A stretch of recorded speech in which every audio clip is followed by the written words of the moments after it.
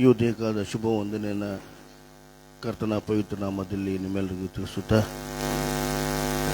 ಅತಿ ಬೇಗನೆ ಬಲಿರುವಂಥ ನಮ್ಮ ರಕ್ಷಕನು, ನಮ್ಮ ಒಡೆಯನು, ನಮಗೋಸ್ಕರವಾಗಿ 2000 ವರ್ಷಗಳಿಂದ ಆ ಕಲ್ಲವಾರಿ ಬೆಟ್ಟದಲ್ಲಿ ತನ್ನ ಅಮೂಲ್ಯವಾದಂಥ ಪ್ರಾಣವನ್ನು ಕೊಟ್ಟು ಈ ಲೋಕದಲ್ಲಿ ಮಕ್ಕಳಾಗುವಂಥ ಒಂದು ಅಧಿಕಾರವನ್ನು ಕೊಟ್ಟಂಥ ತಂದೆಗೆ ಸ್ತೋತ್ರ ಸಲ್ಲಿಸುತ್ತಾ, ಕರ್ತನೆ ಇದನ್ನು ನಮ್ಮನ್ನು ನಡೆಸು ಎಂಬುದಾಗಿ ನಾವು ಪ್ರಾರ್ಥನೆ ಮಾಡಿಕೊಂಡು ಈ ರೀತಿಯಾಗಿ ವಾಕ್ಯವನ್ನು ಓದಿಕೊಂಡು ನಾವು ಪ್ರಿಯರೇ, ಕ್ರಿಸ್ತನೊಂದಿಗೆ ಶಿಲುಬೆಗೆ ಹಾಕಿಕೊಂಡವನಾಗಿದ್ದೇನೆ, ಇನ್ನೂ ಜೀವಿಸು ನಾನಲ್ಲ, ಕ್ರಿಸ್ತನು ನನ್ನಲ್ಲಿ ಜೀವಿಸ್ತಾನೆ ಎಂಬುದಾಗಿ ಗಲಾತ್ಯ 2:20 ನಾವು ಓದಿಕೊಳ್ಳುತ್ತೇವೆ. ಪ್ರಿಯರೇ, ಕ್ರಿಸ್ತನಿಗೋಸ್ಕರವಾಗಿ ಲೋಕದಲ್ಲಿ ಜೀವನ ಮಾಡೋದಕ್ಕೆ ಆತನ ಕೃಪೆಯನ್ನು ಕೇಳಿಕೊಳ್ತಾ ಈ ರೀತಿಯಾಗಿ ನಾವು ಆರಾಧನೆ ಮಾಡಿಕೋಣ. ಸ್ತುತಿ ಮಾಡುವೆ ಕರ್ತನಿಗೆ, ಅದ್ಭುತ ರಕ್ಷಕನಿಗೆ ಎಂಬುದಾಗಿ.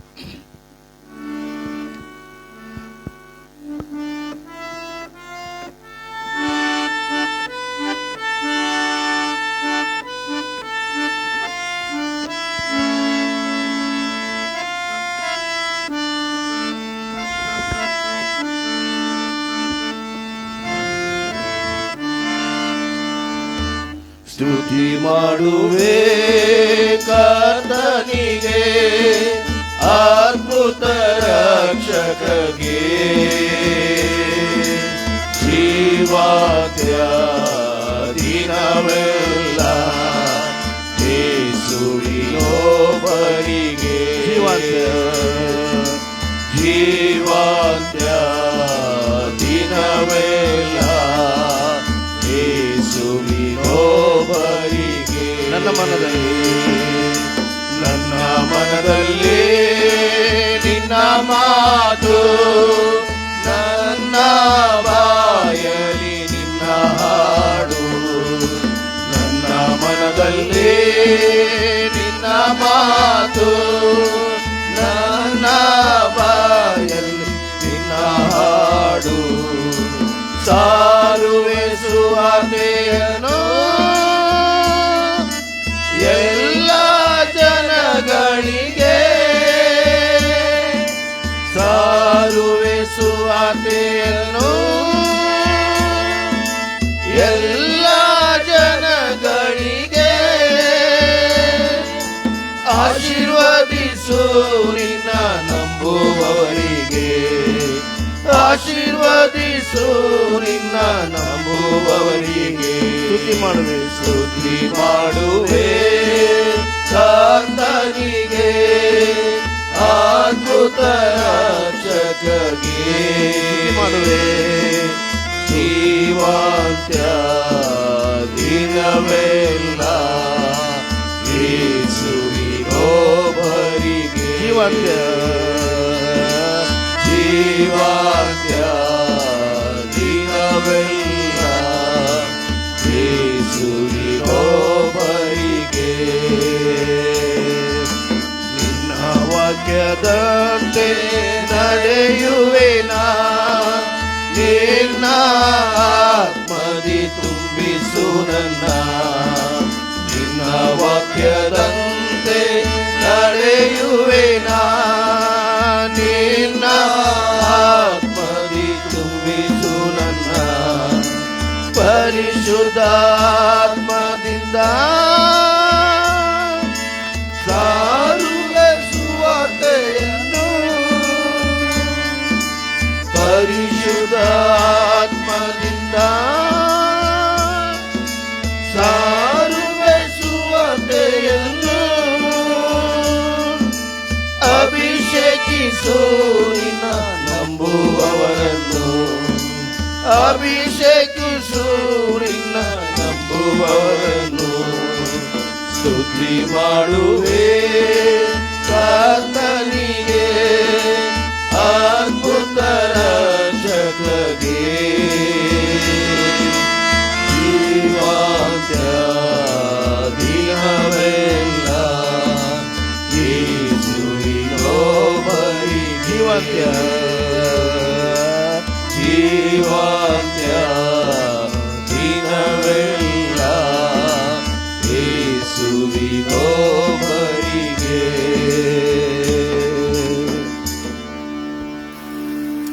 ಆರಂಭ ಮಾಡಿಕೊಳ್ಳೋಣ. ಆತನು ಶರೀರಧಾರಿಯಾಗಿ ಪ್ರತ್ಯಕ್ಷನಾದನು, ಆತ್ಮ ಸಂಬಂಧವಾಗಿ ಆತನೇ ಎಂದು ಸ್ಥಾಪಿಸಲ್ಪಟ್ಟನು, ದೇವದೂತರಿಗೆ ಕಾಣಿಸಿಕೊಂಡನು, ಅನ್ಯ ಜನರಲ್ಲಿ ಪ್ರಸಿದ್ಧಿ ಮಾಡಲ್ಪಟ್ಟನು, ಲೋಕದಲ್ಲಿ ನಂಬಲ್ಪಟ್ಟನು, ಪ್ರಭಾವ ಸ್ಥಾನದಲ್ಲಿ ಸೇರಿಸಲ್ಪಟ್ಟನು. ನಮ್ಮ ಆರಂಭವು ತಂದೆ ಮಗ ಪರಿಶುದ್ಧಾತ್ಮನ ತ್ರಯೇಕ ನಾಮದಲ್ಲಿ ಉಂಟಾಗಲಿ. ಆಮೆನ್. ಈ ಉದಯ ಕಾಲದಲ್ಲಿ ಕರ್ತನನ್ನು ಮಹಿಮೆಪಡಿಸುವ ಹಾಗೆ ಸಂಗೀತದಲ್ಲಿ 79ನೇ ಸಂಗೀತವನ್ನ ಹಾಡಿಕೊಳ್ಳೋಣ. ಸಂಗೀತ 79 1 ಮತ್ತು 3ನೇ ಚರಣವನ್ನು ಮಾತ್ರ ಹಾಡಿಕೊಳ್ಳೋಣ.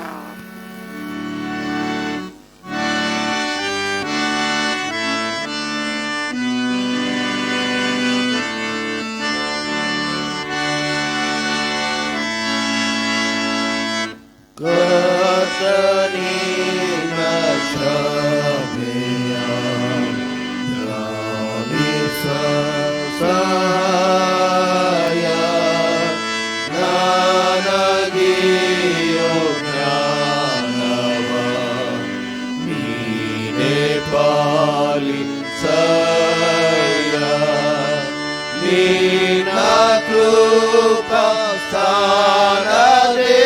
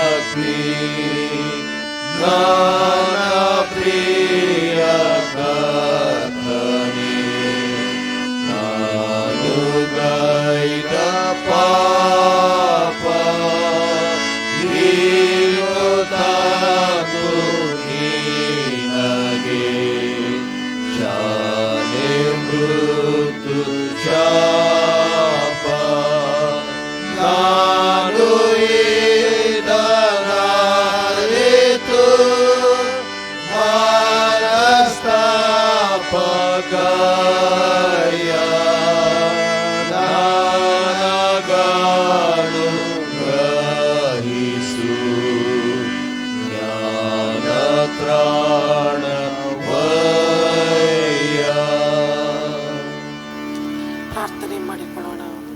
ನಮ್ಮನ್ನು ಬಹಳವಾಗಿ ಪ್ರೀತಿ ಮಾಡಿದ ನಮ್ಮ ಪರಲೋಕದ ತಂದೆಯಾದ ದೇವರೇ, ಈ ಉದಯ ಕಾಲದಲ್ಲಿ ಸ್ವಾಮಿ ತಿರುಗಂದಾವರ್ತಿ ಸ್ವಾಮಿ ನಿನ್ನ ಪಾದ ಸನ್ನಿಧಿಗೆ ಬರ್ಲಿಕ್ಕಾಗುವಂತೆ ನೀನು ಕೊಟ್ಟಂತ ಕೃಪೆಗಾಗಿ ಸ್ತೋತ್ರ ರಾಜ. ಈ ದಿನಕ್ಕಾಗಿ ಈ ಕ್ಷಣಕ್ಕಾಗಿ ನಿನಗೆ ಕೋಟಿ ಕೋಟಿ ಸ್ತೋತ್ರ ರಾಜ. ನಾವು ಅಲ್ಪರು, ಗಣನಿಗೆ ಬಾರದವರು, ಧೂಳಿಗೆ ಸಮಾನರಾದವರು, ಆದಾಗ್ಯೂ ನಮ್ಮನ್ನು ಪ್ರೀತಿಸಿ ನಮ್ಮನ್ನು ಕರುಣಿಸಿ ನಮ್ಮನ್ನು ನಡೆಸುವಂತ ದೇವರೇ ನಿನಗೆ ಸ್ತೋತ್ರ ರಾಜ. ನಿನ್ನ ಪ್ರಸನ್ನತೆಯನ್ನು ಈ ಆಲಯದಲ್ಲಿ ಸುರಿಸು ಸ್ವಾಮಿ. ನಿನ್ನ ಪ್ರಸನ್ನ ಮುಖದಿಂದ ನಮ್ಮನ್ನು ನೋಡು ಸ್ವಾಮಿ. ದಾವೀದನನ್ನು, ಮೋಶೆಯನ್ನು ನಿನ್ನ ಪ್ರಸನ್ನ ಮುಖದಿಂದ ನೋಡಿದಂತೆ ನಮ್ಮೆಲ್ಲರನ್ನು ಸ್ವಾಮಿ ನಿನ್ನ ಪ್ರಸನ್ನ ಮುಖದಿಂದ ನೋಡು ಸ್ವಾಮಿ. ನಮ್ಮನ್ನು ಜೀವಿತರ ಪಾಟಿಯಲ್ಲಿ ಇಟ್ಟದಕ್ಕಾಗಿ ಸ್ತೋತ್ರ ರಜ, ಸ್ತೋತ್ರ ಸ್ವಾಮಿ. ಈ ಪವಿತ್ರವಾದ ದಿನಗಳಲ್ಲಿ ನಮ್ಮನ್ನು ನಾವು ಪರೀಕ್ಷಿಸಿಕೊಂಡವರಾಗಿ ಸ್ವಾಮಿ ನಿನ್ನ ಸನ್ನಿಧಾನದಲ್ಲಿ ಪಶ್ಚಾತ್ತಾಪ ಪಡುತ್ತಾ ಸ್ವಾಮಿ, ಕಣ್ಣೀರಿಡುತ್ತಾ ನಿನ್ನ ಸನ್ನಿಧಾನದಲ್ಲಿ ಕಾಣಿಸಿಕೊಳ್ಳಿಕ್ಕಾಗುವಂತೆ ನಮಗೆ ಸಹಾಯ ಮಾಡು ಸ್ವಾಮಿ. ನೀನು ಒಳ್ಳೆಯವನು, ಯಾವಾಗಲೂ ಒಳ್ಳೆಯದನ್ನೇ ಮಾಡುವಂಥ ದೇವರು ನೀನಾಗಿದ್ದೀರಜ. ನಾವು ಪರಿಶುದ್ಧತೆಯಲ್ಲಿ ನಡೆಸಲಿಕ್ಕಾಗುವಂತೆ ಸಹಾಯ ಮಾಡು. ಪರಿಶುದ್ಧತೆ ಇಲ್ಲದೆ ನಿನ್ನನ್ನು ಕಾಣಲು ಸಾಧ್ಯವಿಲ್ಲ ರಜ. ಹೌದು ಸ್ವಾಮಿ, ನಾವು ಪರಿಶುದ್ಧರಾಗಿ ನಿನ್ನ ಸನ್ನಿಧಾನದಲ್ಲಿ ಬರಲಿಕ್ಕಾಗುವಂತೆ ಸಹಾಯ ಮಾಡು ಸ್ವಾಮಿ. ವಿಶೇಷವಾಗಿ ಇಲ್ಲಿ ಬಂದಂಥ ಪ್ರತಿಯೊಬ್ಬ ದೇವಜನರನ್ನು ಸ್ವಾಮಿ ನೀನು ಆಶೀರ್ವದಿಸು ಸ್ವಾಮಿ. ಅವರು ಯಾವ ನಿರೀಕ್ಷೆ, ಆಸೆ, ಆಕಾಂಕ್ಷೆ, ವಿಜ್ಞಾಪನೆಗಳೊಟ್ಟಿಗೆ ನಿನ್ನ ಸನ್ನಿಧಾನದಲ್ಲಿ ಕಾಣಿಸಿಕೊಂಡಿದ್ದಾರೆ ರಜ. ಅವರ ಎಲ್ಲ ಇಷ್ಟಾರ್ಥಗಳನ್ನು ನೀನು ನೆರವೇರಿಸು ರಜ. ಅವರನ್ನು, ಅವರ ಕುಟುಂಬವನ್ನು, ಅವರ ಮಕ್ಕಳನ್ನು, ಅವರ ಉದ್ಯೋಗವನ್ನು ನೀನು ಆಶ್ರಯಿಸು ಸ್ವಾಮಿ. ಚಿಕ್ಕ ಮಕ್ಕಳಿಂದ ಹಿಡಿದು ದೊಡ್ಡವರ ತನಕ ಸ್ವಾಮಿ ಪ್ರತಿಯೊಬ್ಬರನ್ನು ಸ್ವಾಮಿ ಎಸ್ಸೆಸರಾಗಿ ನೀನು ಆಶ್ರಯಿಸಿ ಬಲಪಡಿಸು ರಾಜ. ವಿಶೇಷವಾಗಿ ಎಂದು ನಮಗೆ ದೇವರ ವಾಕ್ಯವನ್ನು ನೀಡುವ ಏನನ್ನು ಸ್ವಾಮಿ ನಿನ್ನ ಹಸ್ತಕ್ಕೆ ಒಪ್ಪಿಸ್ತಿದ್ದೇನೆ ರಾಜ.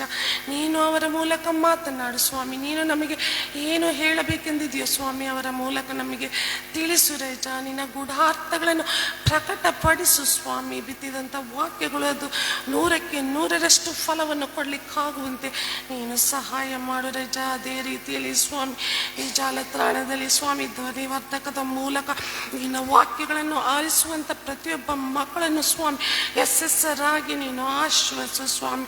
ಅವರು ಯಾವ ಪರಿಸ್ಥಿತಿಯಲ್ಲಿದ್ದಾರೋ ರಜ. ಹೌದು ಸ್ವಾಮಿ, ಒಂದು ವೇಳೆ ಕಣ್ಣೀರಿನಲ್ಲಿ, ದುಃಖದಲ್ಲಿ ಸ್ವಾಮಿ, ಅನಾರೋಗ್ಯದಲ್ಲಿ, ನೋವಿನಲ್ಲಿ, ಸಂಕಟದಲ್ಲಿ ಇರುವುದಾದರೆ ಅವರೆಲ್ಲರನ್ನು ಸ್ವಾಮಿ ನೀನು ಮುಟ್ಟು ಸ್ವಾಮಿ. ಅವರು ನಿನ್ನನ್ನು ಕೂಗುವಾಗ, ಕರೆಯುವಾಗ ಸ್ವಾಮಿ ನೀನೇ ಅವರ ಪಕ್ಕದಲ್ಲಿ ಇದ್ದುಕೊಂಡು ಅವರನ್ನು ಸ್ವಾಮಿ ನಡೆಸುವಂಥ ದೇವರು ನೀನಾಗಿದ್ದೀರಜ. ಈ ಗದಗ ಪಟ್ಟಣವನ್ನು ಸ್ವಾಮಿ, ಈ ಗದಗ ಪಟ್ಟಣದಲ್ಲಿರುವ ಪ್ರತಿಯೊಂದು ಕುಟುಂಬವನ್ನು ಸ್ವಾಮಿ ನೀನು ಯಶಸ್ಸರಾಗಿ ಆಶೀರ್ವದಿಸಬೇಕೆಂದು ಯೇಸುವಿನ ಮುದ್ದಾದ ನಾಮದಲ್ಲಿ ಬೇಡವಳಾಗಿದ್ದೀರಿ ಸ್ವಾಮಿ. ಆಮೇನ್. ನಾವು ಈ ಆರಾಧನೆಯನ್ನು ಮುಂದುವರಿಸುವ ಹಾಗೆ ಪರದೆಯಲ್ಲಿ ಮೂಡಿ ಬರುವ ರಾಗವನ್ನು ಹಾಡಿಕೊಳ್ಳೋಣ. ಚಲೇ ಜಾನಾ ಹೈ.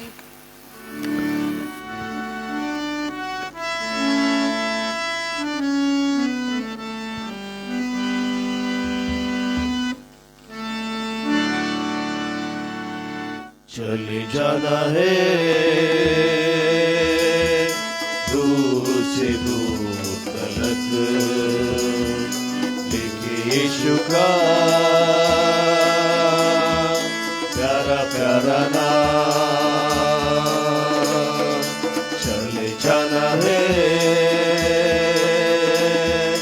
दूर से दूर तलक, लेके यीशु का प्यारा नाम। जिस नाम से हमको माफी मिली, जिस नाम से हमको शांति मिली, जिस नाम से हमको मुक्ति मिली, जिस नाम से हमको शांति मिली, वही नाम, प्यारा प्यारा नाम, वही नाम, प्यारा प्यारा नाम। चले जाना है दूर से दूर तलक, लेके यीशु का प्यारा प्यारा नाम। जिस नाम से हमको आनंद मिला, इस आनंद को हम बांटने चले। जिस नाम से हमको आनंद मिला, इस आनंद को हम बांटने चले। वही नाम, प्यारा प्यारा नाम, वही नाम, प्यारा प्यारा नाम। चले जाना है दूर से दूर तलक, लेके यीशु का प्यारा प्यारा नाम। जिस नाम से अंधा देखने लगा, जिस नाम से लंगड़ा चलने लगा, जिस नाम से अंधा देखने लगा, जिस नाम से लंगड़ा चलने लगा, वही नाम, प्यारा प्यारा नाम, वही नाम, प्यारा प्यारा नाम। चले जाना है दूर से दूर तलक, लेके यीशु का प्यारा प्यारा नाम, प्यारा प्यारा नाम, प्यारा प्यारा नाम। ನಾವು ಸಂದೇಶವನ್ನು ಕೇಳುವ ಪೂರ್ವದಲ್ಲಿ ನಮ್ಮನ್ನು ನಾವು ಸಿದ್ಧಪಡಿಸಿಕೊಳ್ಳುವ ಹಾಗೆ ಪ್ರಾರ್ಥನಾ ಪೂರ್ವಕವಾಗಿ ಈ ಹಾಡನ್ನು ಹಾಡಿಕೊಳ್ಳೋಣ. ಆತ್ಮಸ್ವರೂಪನೇ, ಪ್ರಿಯ ಆತ್ಮಸ್ವರೂಪನೇ.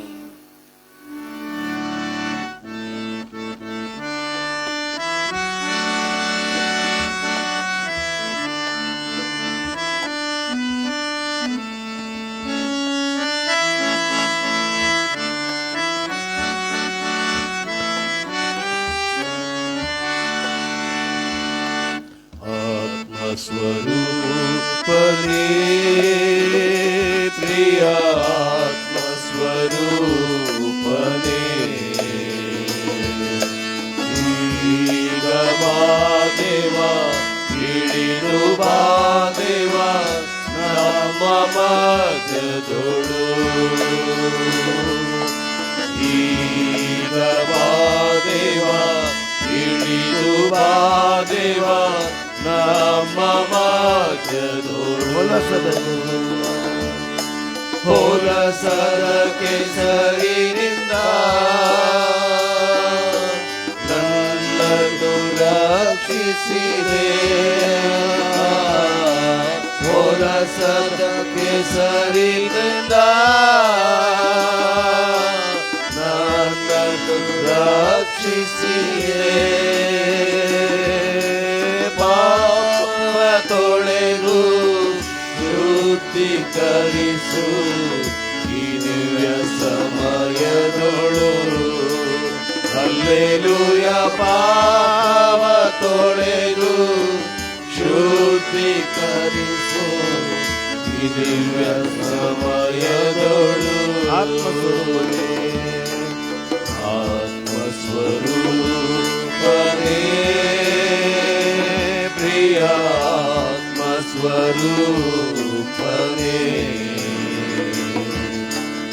ಈಗ ಬಾ ದೇವ, ಇಳಿದು ಬಾ ದೇವ ನಮ್ಮ ಮಧ್ಯದೊಳು. ಈಗ ಬಾ ದೇವ, ಈಗ ಬಾ ದೇವ, ಇಳಿದು ಬಾ ದೇವ ನಮ್ಮ ಮಧ್ಯದೊಳು. ಆತ್ಮನ ವರಗಳಿಂದ ನಮ್ಮನ್ನು ತುಂಬಿಸಯ್ಯ. ಆತ್ಮನ ವರಗಳಿಂದ ನಮ್ಮನ್ನು ತುಂಬಿಸಯ್ಯ. ಏತು ಮೀನುಗರು ಅಭಿಷೇಕ ಮಾಡಯ್ಯ ಈ ದಿವ್ಯ ಸಮಯದೊಳು. ಹಲ್ಲೆಲೂಯ. ಏತು ಮೀನುಗರು ಅಭಿಷೇಕ ಮಾಡಯ್ಯ ಈ ದಿವ್ಯ ಸಮಯದೊಳು. ಆತ್ಮಸ್ವರೂಪನೇ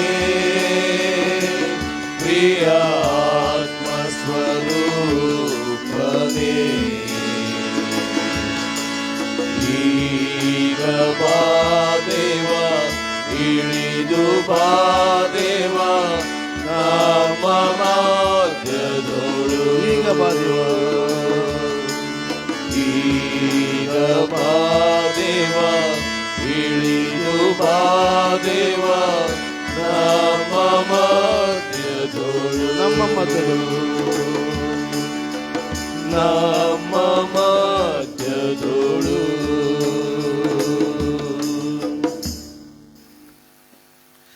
ಪ್ರಾರ್ಥನೆ ಮಾಡೋಣ.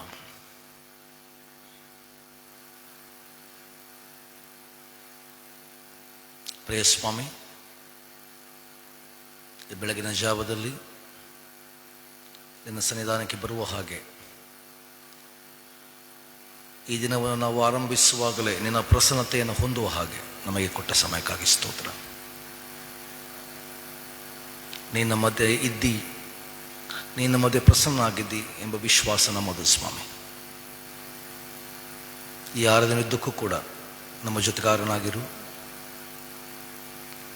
ನಮ್ಮ ಹಾಡುಗಳು, ನಮ್ಮ ಪ್ರಾರ್ಥನೆಗಳು, ನಾವು ಮಾಡುವಂಥ ಪ್ರತಿಯೊಂದು ಧ್ಯಾನವು ಅದು ನಿನಗೆ ಮಹಿಮೆಯನ್ನು ತರಲಿ ಮತ್ತು ನಿನ್ನ ದೃಷ್ಟಿಯಲ್ಲಿ ಮಾನ್ಯವಾದದ್ದು, ಯೋಗ್ಯವಾದದ್ದು ಆಗಿರಲಿ. ಈಗಲೂ ನಾವು ಸ್ವಲ್ಪ ಹೊತ್ತು ನಿನ್ನ ವಾಕ್ಯವನ್ನು ಧ್ಯಾನ ಮಾಡುವಾಗ ನಮ್ಮೊಟ್ಟಿಗಿರು, ನಮ್ಮನ್ನು ಬಲಪಡಿಸು. ಯೇಸುವಿನ ಹೆಸರಲ್ಲಿ ಬೇಡಿಕೊಳ್ಳುತ್ತೇವೆ, ಆಮೆನ್. ನಿನ್ನೆ ನಾನು ನಿಮ್ಮೊಟ್ಟಿಗೆ ಮಾತಾಡುತ್ತಾ ಶಿಷ್ಯರಿಗೆ ಯೇಸುವನ್ನು ಅರ್ಥ ಮಾಡಿಕೊಳ್ಳಿಕ್ಕೆ ಆಗಲಿಲ್ಲ, ಅಥವಾ ಅವರು ಆರಂಭದಲ್ಲಿ ಯೇಸುವನ್ನು ಅರ್ಥ ಮಾಡಿಕೊಳ್ಳಲು ಸೋತು ಹೋದರು ಎಂಬುದಾಗಿ ಹೇಳಿದೆ. ಅದಕ್ಕೆ ಪೂರಕವಾಗಿ ಇವತ್ತು ನಾನು ನಿಮ್ಮೊಟ್ಟಿಗೆ ಕ್ರಿಸ್ತನನ್ನು ಅರ್ಥ ಮಾಡಿಕೊಳ್ಳುವುದಂದರೆ ಏನು, ಕ್ರಿಸ್ತನನ್ನು ಅರಿಯುವುದಂದರೆ ಏನು ಎಂಬ ಕುರಿತು ಮಾತಾಡ್ತೇನೆ. ಪೌಲ ಫಿಲಿಪಿಯವರಿಗೆ ಬರೆದ ಪತ್ರಿಕೆ 3ನೇ ಅಧ್ಯಾಯ 8ನೇ ವಚನದಲ್ಲಿ ಹೀಗೆ ಹೇಳ್ತಾನೆ, ನಾನು ಕ್ರಿಸ್ತನನ್ನು ಅರಿಯುವುದೇ ಲಾಭವೆಂದೆಣಿಸಿ ಉಳಿದೆಲ್ಲವನ್ನು ನಷ್ಟವೆಂದೆಣಿಸುತ್ತೇನೆ. ಕ್ರಿಸ್ತನನ್ನು ಅರಿಯುವುದೇ ಲಾಭವೆಂದೆಣಿಸಿ ಉಳಿದೆಲ್ಲವನ್ನು ನಷ್ಟವೆಂದೆಣಿಸುತ್ತೇನೆ. ಇವತ್ತಿನ ಸ್ವಲ್ಪ ಹೊತ್ತಿನ ಧ್ಯಾನಕ್ಕೆ ಮತ್ತಾಯನ ಬರೆದ ಸುವಾರ್ತೆ 16ನೇ ಅಧ್ಯಾಯದ 13ರಿಂದ 20 ವಚನಗಳನ್ನು ಓದಲಿಕ್ಕೆ ಇಷ್ಟಪಡುತ್ತೇನೆ. ಮತ್ತಾಯನ ಸುವಾರ್ತೆ 16, 13ರಿಂದ 20 ನಮಗೆಲ್ಲರಿಗೆ ಚಿರಪರಿಚಿತವಾದಂಥ ಒಂದು ಭಾಗ. ಯೇಸು ಫಿಲಿಪ್ಪನ ಕೈಸರೆಯ ಎಂಬ ಪಟ್ಟಣದ ಪ್ರಾಂತ್ಯಕ್ಕೆ ಬಂದಾಗ ಜನರು ಮನುಷ್ಯಕುಮಾರ ಎಂಬ ನನ್ನನ್ನು ಯಾರು ಅನ್ನುತ್ತಾರೆ ಎಂದು ತನ್ನ ಶಿಷ್ಯರನ್ನು ಕೇಳಿದಕ್ಕೆ ಅವರು, ನಿನ್ನನ್ನು ಕೆಲವರು ಸ್ನಾನಿಕನಾದ ಯೋಹಾನನು ಅನ್ನುತ್ತಾರೆ, ಕೆಲವರು ಎಲಿಯನು ಅನ್ನುತ್ತಾರೆ, ಬೇರೆ ಕೆಲವರು ಯೆರೆಮೀಯನು ಇಲ್ಲವೇ ಪ್ರವಾದಿಗಳಲ್ಲಿ ಒಬ್ಬನು ಅನ್ನುತ್ತಾರೆ ಎಂದು ಹೇಳಿದರು. ಆತನು ಅವರನ್ನು, ಆದರೆ ನೀವು ನನ್ನನ್ನು ಯಾರು ಅನ್ನುತ್ತೀರಿ ಎಂದು ಕೇಳಲಾಗಿ ಸೀಮೋನ್ ಪೇತ್ರನು, ನೀನು ಬರಬೇಕಾಗಿರುವ ಕ್ರಿಸ್ತನು, ಜೀವಸ್ವರೂಪನಾದ ದೇವರ ಕುಮಾರನು ಎಂದು ಉತ್ತರ ಕೊಟ್ಟನು. ಅದಕ್ಕೆ ಯೇಸು, ಯೋನನ ಮಗನಾದ ಸೀಮೋನನೇ, ನೀನು ಧನ್ಯನು. ಈ ಗುಟ್ಟು ನಿನಗೆ ತಿಳಿಸಿದವನು ನರಮನುಷ್ಯನಲ್ಲ, ಪರಲೋಕದಲ್ಲಿರುವ ನನ್ನ ತಂದೆಯೇ ತಿಳಿಸಿದನು. ಮತ್ತು ನಾನು ನಿನಗೊಂದು ಮಾತನ್ನು ಹೇಳುತ್ತೇನೆ, ಅದೇನೆಂದರೆ, ನೀನು ಪೇತ್ರನು, ಈ ಬಂಡೆಯ ಮೇಲೆ ನನ್ನ ಸಭೆಯನ್ನು ಕಟ್ಟುವೆನು. ಪಾತಾಳ ಲೋಕದ ಬಲವು ಅದನ್ನು ಸೋಲಿಸಲಾರದು. ಪರಲೋಕ ರಾಜ್ಯದ ಬೀಗದ ಕೈಗಳನ್ನು ನಿನಗೆ ಕೊಡುವೆನು. ಭೂಲೋಕದಲ್ಲಿ ನೀನು ಯಾವುದನ್ನು ಕಟ್ಟುತ್ತೀಯೋ ಅದು ಪರಲೋಕದಲ್ಲಿಯೂ ಕಟ್ಟಿರುವುದು, ಮತ್ತು ಭೂಲೋಕದಲ್ಲಿ ನೀನು ಯಾವುದನ್ನು ಬಿಚ್ಚುತ್ತೀಯೋ ಅದು ಪರಲೋಕದಲ್ಲಿಯೂ ಬಿಚ್ಚಿರುವುದನ್ನು. ಆಗ ಆತನು, ನಾನು ಕ್ರಿಸ್ತನಾಗಿದ್ದೇನೆಂಬುದನ್ನು ಯಾರಿಗೂ ಹೇಳಬೇಡಿರಿ ಎಂದು ಶಿಷ್ಯರಿಗೆ ಖಂಡಿತವಾಗಿ ಹೇಳಿದನು.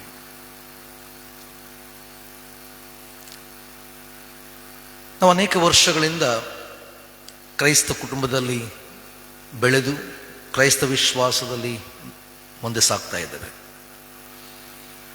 ಆದರೂ ಕ್ರಿಸ್ತನನ್ನು ಎಷ್ಟರ ಮಟ್ಟಿಗೆ ಅರಿತುಕೊಂಡಿದ್ದೇವೆ, ಅರ್ಥ ಮಾಡಿಕೊಂಡಿದ್ದೇವೆ ಎಂಬುದನ್ನು ಮನನ ಮಾಡಿಕೊಳ್ಳೋದು ಬಹಳ ಪ್ರಾಮುಖ್ಯ. ಯೇಸು ತನ್ನ ಶಿಷ್ಯರಿಗೆ ಅದಕ್ಕೆ ಹೇಳಿದ್ದು.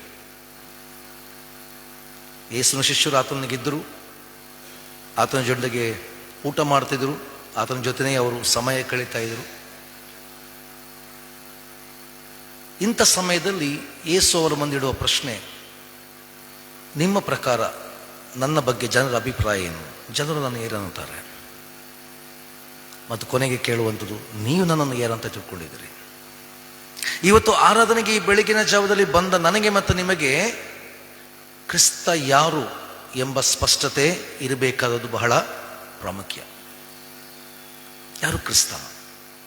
ಅಥವಾ ನಾನು ಯಾರನ್ನು ನಂಬ್ತಾ ಇದ್ದೇನೆ, ನಾನು ಯಾರನ್ನು ಹಿಂಬಾಲಿಸ್ತಾ ಇದ್ದೇನೆ, ಯಾಕೆ ಹಿಂಬಾಲಿಸ್ತಾ ಇದ್ದೇನೆ ಎಂಬುದನ್ನು ಅರ್ಥ ಮಾಡಿಕೊಳ್ಳೋದು ಬಹಳ ಪ್ರಾಮುಖ್ಯ. ಇಲ್ಲದಿದ್ದರೆ ನಮ್ಮದು ಒಂದು ಗೊತ್ತು ಗುರಿ ಇಲ್ಲದ ಬದುಕಾಗಿ ಬಿಡ್ತದೆ. ಮೊತ್ತ ಮೊದಲಾಗಿ ನನಗೆ ಕ್ರಿಸ್ತನ ಪರಿಚಯ ಇರಬೇಕಾದದ್ದು ಬಹಳ ಪ್ರಾಮುಖ್ಯ. ಯಾಕಂತ ಹೇಳಿದ್ರೆ, ಯಾವಾಗ ನಾನು ಕ್ರಿಸ್ತನ ಪರಿಚಯವನ್ನು ಹೊಂದುತ್ತೇನೋ, ಕ್ರಿಸ್ತನನ್ನು ಅರ್ಥ ಮಾಡಿಕೊಳ್ಳುತ್ತೇನೋ, ಆಗ ಮೊತ್ತ ಮೊದಲಿಗೆ ನಾನು ಆ ಕ್ರಿಸ್ತನನ್ನು ಎಲ್ಲಿಗೆ ತಗೊಂಡು ಬರ್ತೇನೆ? ನನ್ನ ಜೀವನಕ್ಕೆ. ಎಲ್ಲಿಯವರೆಗೆ ಆ ಕ್ರಿಸ್ತ ನನಗೆ ಪರಿಚಯವಾಗುವುದಿಲ್ಲವೋ, ಆ ಕ್ರಿಸ್ತ ಇನ್ನೂ ದೂರದಲ್ಲೇ ಇರ್ತಾನೆ ಹೊರತು ನನ್ನ ಮನಸ್ಸಿನೊಳಗೆ ಬರುವ ಕ್ರಿಸ್ತ ಅಲ್ಲ.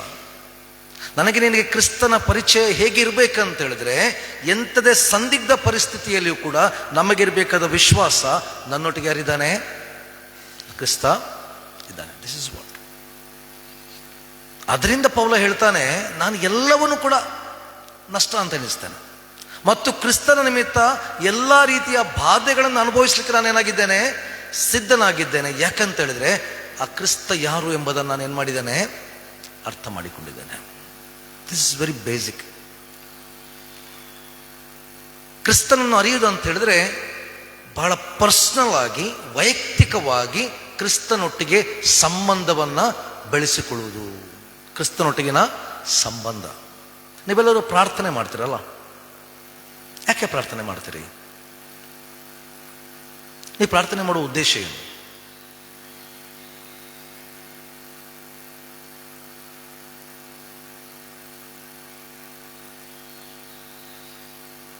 But you pray.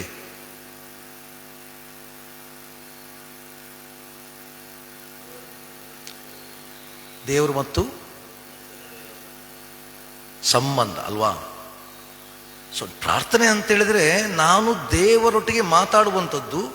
ಬೇಸಿಕ್ ಆಗಿ ನಮ್ಮ ಪ್ರಾರ್ಥನೆ ಹೇಗಾಗಬೇಕಂತ ಹೇಳಿದ್ರೆ ನಾವು ಮಾತಾಡೋದಲ್ಲ. ಆ ಪ್ರಾರ್ಥನೆಯಲ್ಲಿ ಯಾರ ಸ್ವರ ಕೇಳಬೇಕು? ದೇವರ ಸ್ವರ ಕೇಳಬೇಕು. ಅದು ಸಾಮಾನ್ಯವಾಗಿ ಹಾಗೆ ಮಾಡೋದಿಲ್ಲ. ನಾವು ನಿಂತ್ಕೊಂಡು ಪಡ ಪಡ ಪಡಬಡ ಅಂತ ನಮಗೇನು ಬೇಕು ಅಂತ ಕೇಳ್ತೀವಿ, ಆಮೇಲೆ ಅಂತ ಹೇಳ್ತೀವಿ. ನಮ್ಮ ಪ್ರಾರ್ಥನೆಯಲ್ಲಿ ನಾವು ದೇವರ ಸ್ವರವನ್ನು ಕೇಳಲಿಕ್ಕೆ ಸಮಯ ಕೊಡೋದು ಬಹಳ ಕಡಿಮೆ ಅಲ್ವಾ? ಕೊಡೋದಿಲ್ಲ. ಯೇಸು ಹೇಳ್ತಾನೆ, ನೀನು ಏಕಾಂತವಾಗಿ ಹೋಗಿ ನಿನ್ನ ಕೋಣೆಯೊಳಗೆ ಏನು ಮಾಡು? ಪ್ರಾರ್ಥನೆ ಮಾಡು. ಪ್ರಾರ್ಥನೆ ಮಾಡುವಾಗ ಅಂದರೆ ವೈಯಕ್ತಿಕ ಪ್ರಾರ್ಥನೆ ಮಾಡುವಾಗ ನಮಗೆ ಪದಗಳ ಅಗತ್ಯತೆ ಕೂಡ ಇಲ್ಲ, ಶಬ್ದಗಳೇ ಬೇಕಾಗಿಲ್ಲ. ಸುಮ್ಮನೆ ಕೂತ್ಕೊಂಡು ನಾವು, ಯಾಕಂದರೆ ಪ್ರಾರ್ಥನೆ ಅಂತ ಹೇಳಿದ್ರೆ ಶಾಪಿಂಗ್ ಲಿಸ್ಟ್ ಅಲ್ಲ, ನನಗೆ ಇಂತಿಂಥದ್ದನ್ನು ಕೊಡು, ಹೀಗೆ ಮಾಡು, ಇದಲ್ಲ. ಯಾಕಂದರೆ ಯೇಸು ಹೇಳ್ತಾನೆ, ನಮ್ಮ ತಂದೆಗೆ ನಮಗೆ ಏನು ಬೇಕೆಂಬುದು ಮೊದಲೇ ಗೊತ್ತಿದೆ ಮತ್ತು ಅದನ್ನು ಕೊಡ್ತಾನೆ.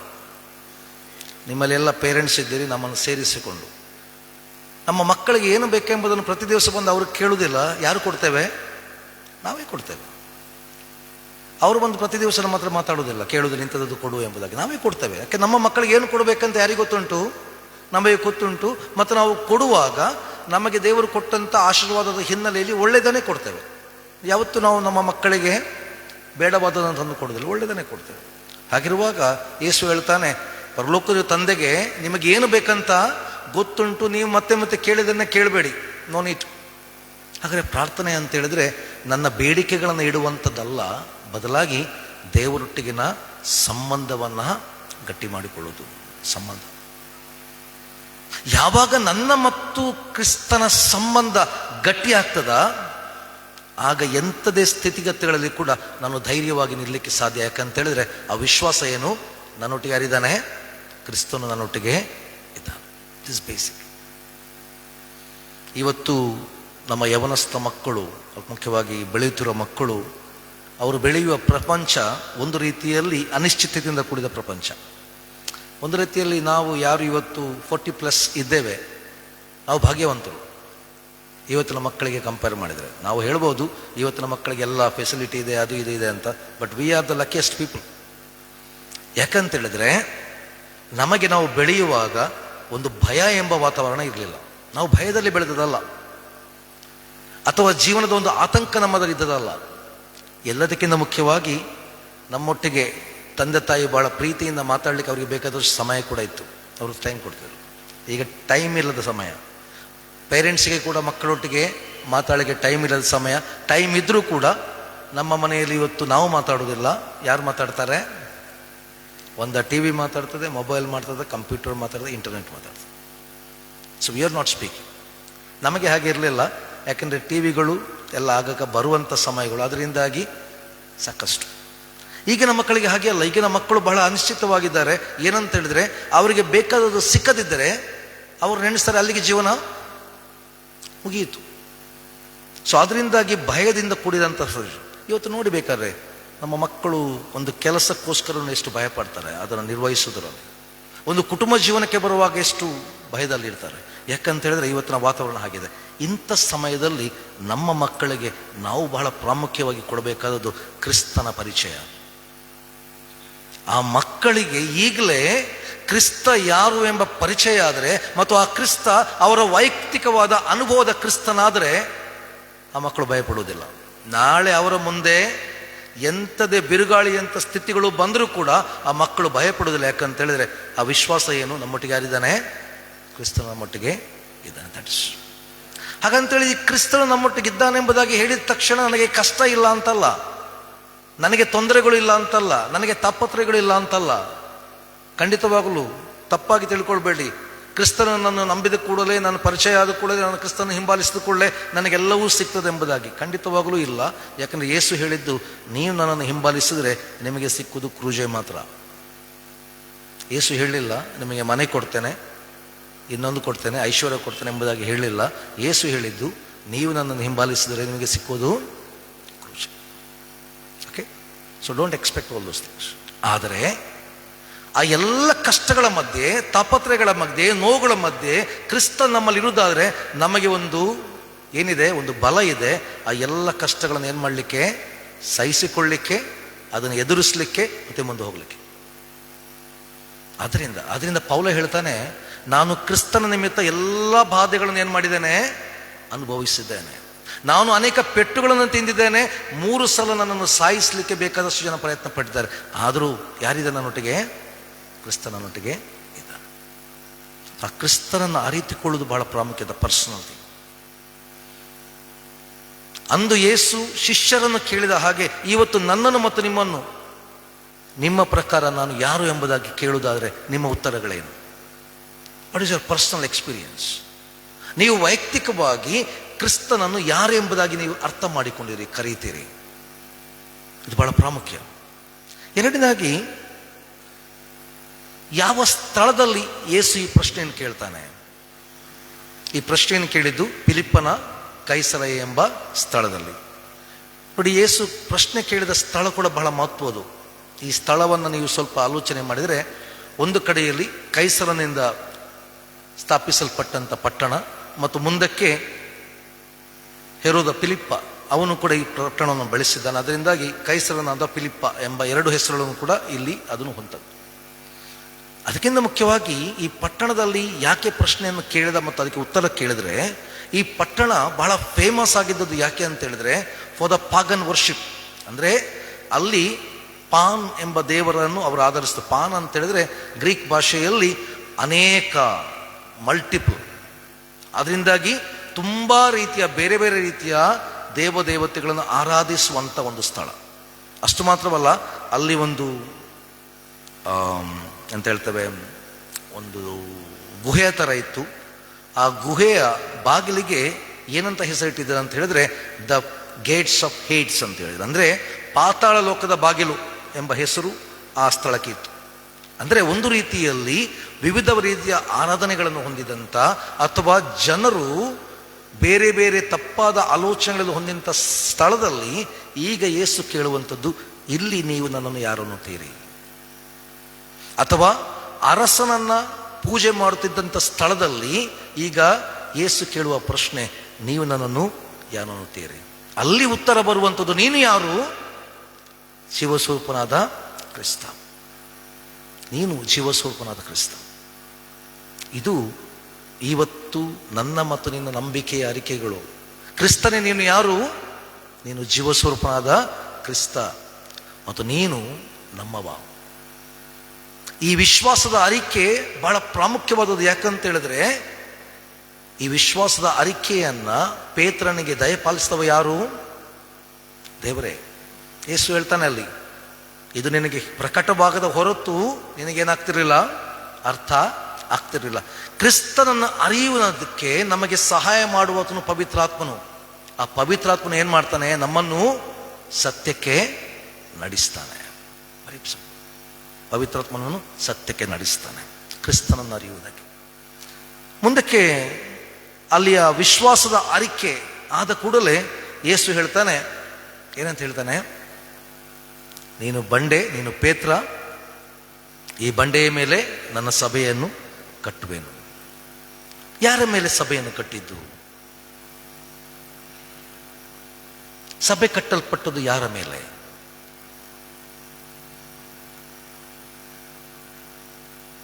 ಯಾರ ಮೇಲೆ? ಪೇತ್ರನ ಮೇಲೆ, ಬಂಡೆಯ ಮೇಲೆ. ಆ ಬಂಡೆ ಯಾವುದು? ಕ್ರಿಸ್ತನು. ವಾಕ್ಯದ ಆಧಾರದಲ್ಲಿ ಹಾಗೆ ಇಲ್ಲ. ನೀನು ಪೇತ್ರನು, ಈ ಬಂಡೆಯ ಮೇಲೆ ಸಭೆಯನ್ನು ಕಟ್ತಾನೆ. ಪೇತ್ರನೇ ಬಂಡೆ, ಪೇತ್ರನ ಮೇಲೆ ಸಭೆ ಕಟ್ಟಿದ. ಪೇತ್ರನ ಕೈಗೆ ಬಿಗಿದ ಕೈಗಳನ್ನು ಕೊಟ್ಟದ್ದ? ಇಲ್ಲ. ಸಭೆ ಯಾವುದೇ ವ್ಯಕ್ತಿಯ ಮೇಲೆ ಕಟ್ಟಲ್ಪಟ್ಟಿಲ್ಲ, ಕಟ್ಟಲ್ಪಡುವುದೂ ಇಲ್ಲ. ಸಭೆಗೆ ವ್ಯಕ್ತಿಗಳು ಪ್ರಾಮುಖ್ಯ ಕೂಡ ಅಲ್ಲ. ನಾವು ಕೆಲಸ ನೆನೆಸೋದಷ್ಟೇ. ನಾನಿದ್ರೇನೆ ಎಲ್ಲ ನಡೆಯೋದು, ನಾನಿಲ್ಲದ್ರೆ ಇಲ್ಲ. ಇಲ್ಲ.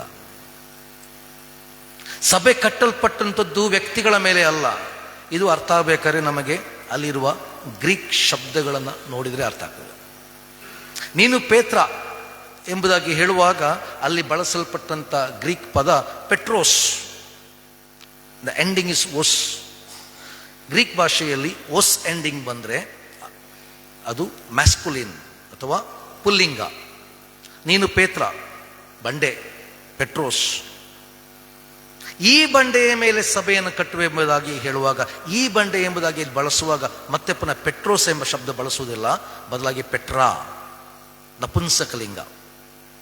ಓಕೆ, ನಪುಂಸಕಲಿಂಗ. ಸೊ ಹಾಗಾದರೆ ಪೇತ್ರನ ಮೇಲೆ ಸಭೆ ಕಟ್ಟಿದ್ದಲ್ಲ. ಓಕೆ, ಈ ಬಂಡೆಯ ಮೇಲೆ. ಹಾಗಾದರೆ ಆ ಬಂಡೆ ಯಾವುದು? ಆ ಬಂಡೆ ಬೇರೆ ಯಾವುದೂ ಅಲ್ಲ. ಈಗ ಪೇತ್ರ ಯಾವ ವಿಶ್ವಾಸದ ಅರಿಕೆ ಮಾಡ್ತಾನೆ ನೋಡಿ, ಆ ಬಂಡೆ. ಸಭೆ ಕಟ್ಟಲ್ಪಟ್ಟಿರೋದು ವಿಶ್ವಾಸದ ಅರಿಕೆಗಳ ಮೇಲೆ, ವಿಶ್ವಾಸದ ಮೇಲೆ. ಆದ್ರಿಂದ ನಿಮ್ಮ ಸಭೆ ಕೂಡ ಕಟ್ಟಲ್ಪಟ್ಟಿರೋದು ಯಾವುದರ ಮೇಲೆ? ವಿಶ್ವಾಸದ ಮೇಲೆ. ನೆನಪಿಟ್ಕೊಳ್ಳಿ, ಯಾವಾಗ ಆ ವಿಶ್ವಾಸ ಕದಳಿ ಹೋಗ್ತದೋ ಆಗ ಸಭೆ ನಿಲ್ಲಕ್ಕಾಗೋದಿಲ್ಲ. ಸೊ ಸಭೆ ನಿಂತಿರುವಂಥದ್ದು ವಿಶ್ವಾಸದ ಮೇಲೆ, ಸಭೆ ಕಟ್ಟಲ್ಪಟ್ಟಿರೋದು ವಿಶ್ವಾಸದ ಮೇಲೆ, ಮತ್ತು ಬೀಗದ ಕೈಗಳು ಕೊಡಲ್ಪಟ್ಟಿರುವುದು ಕೂಡ ಆ ವಿಶ್ವಾಸದ ಮೇಲೆ. ಬೇಸಿಕ್. ಅದರಿಂದ ಸಭೆ ವ್ಯಕ್ತಿಗಳು, ಹೌದು, ನಾವು ಸಭೆಯಲ್ಲಿ ವ್ಯಕ್ತಿಗಳಾಗಿ ಕೂಡಿರುವಂಥದ್ದು, ಫ್ಯಾಮಿಲೀಸ್ ಆಗಿ ಬರುವಂಥದ್ದು. ಆದರೆ ಇಲ್ಲಿ ನಾವು ಇರುವಂಥದ್ದು ಯಾವುದರ ಮೇಲೆ? ವಿಶ್ವಾಸದ ಮೇಲೆ. ಅದರಿಂದ ನಾನು ಹೇಳಿದ್ದು, ನಮಗೆ ನಮ್ಮ ಕ್ರಿಸ್ತ ಯಾರು ಎಂಬ ಸ್ಪಷ್ಟತೆ ಇರಬೇಕು. ನನ್ನ ವಿಶ್ವಾಸ ಏನೆಂಬುದು ನನಗೆ ಗೊತ್ತಿರಬೇಕು. ಯಾಕೆ ಹೇಳ್ತೇನೆ ಅಂತ ಹೇಳಿದ್ರೆ, ಪೇತ್ರ ಇಂಥ ದೊಡ್ಡ ಅರಿಕೆ ಮಾಡಿದ, ಆದರೆ ಪೇತ್ರನಿಗೆ ತಾನು ಏನು ಹೇಳ್ತೇನೆ ಎಂಬುದು ಅರ್ಥ ಆಗಲಿಲ್ಲ. ಪೇತ್ರ ವಿಶ್ವಾಸದ ಅರಿಕೆ ಮಾಡಿದ, ನೀನು ಯಾರು? ಜೀವಸ್ವರೂಪನಾದ ಕ್ರಿಸ್ತ ಎಂಬುದಾಗಿ ದೊಡ್ಡದಾಗಿ ಅರಿಕೆ ಮಾಡಿದ. ಆದರೆ ಪೇತ್ರನಿಗೆ ನಿಜವಾಗಲೂ ತಾನು ಏನು ಹೇಳ್ತೇನೆ ಎಂಬುದು ಅರ್ಥ ಆಗಲಿಲ್ಲ. ಅದಕ್ಕೆ ಕಾರಣ ನೀವು ನೋಡಿದರೆ, ನೀವು 21ನೇ ವಚನ ನಂತರ ನೀವು ಅಲ್ಲಿ ನೋಡೋ ಗೊತ್ತಾಗ್ತದೆ.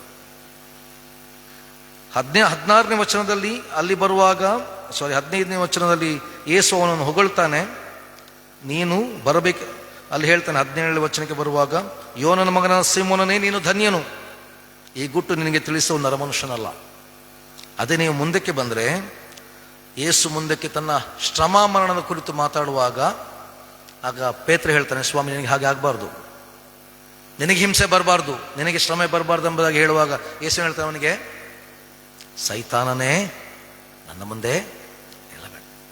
ಸ್ವಲ್ಪ ಹೊತ್ತಿನ ಮೊದಲು ಯಾರನ್ನು ನೀನು ಧನ್ಯನು, ಈ ಗುಟ್ಟು ನಿನಗೆ ತಿಳಿಸಿದವ ನೀವು ನರಮನುಷ್ಯಲ್ಲ ಎಂಬುದಾಗಿ ಯಾರ ಬಗ್ಗೆ ಹೇಳ್ತಾನೋ, ಅದೇ ಪೇತ್ರನ ಕುರಿತು ಮುಂದಕ್ಕೆ ಯೇಸು ಹೇಳುವ ಮಾತು, ಸೈತಾನನೇ ನನ್ನ ಮುಂದೆ ನಿಲ್ಬೇಡ.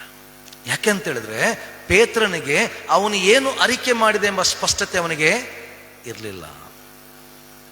ಇವತ್ತು ನಮ್ಮನ್ನು ನೋಡುವ, ನಾವು ಕ್ರಿಸ್ತನ ಕುರಿತು, ದೇವರ ಕುರಿತು ಒಂದಷ್ಟು ಪದಗಳನ್ನು ಹೇಳ್ತೇವೆ, ಸೇನಾಧೀಶ್ವರ, ರಾಜಾಧಿರಾಜ, ಅದು ಇದು ಎಂಬುದಾಗಿ ಅಲ್ಲ.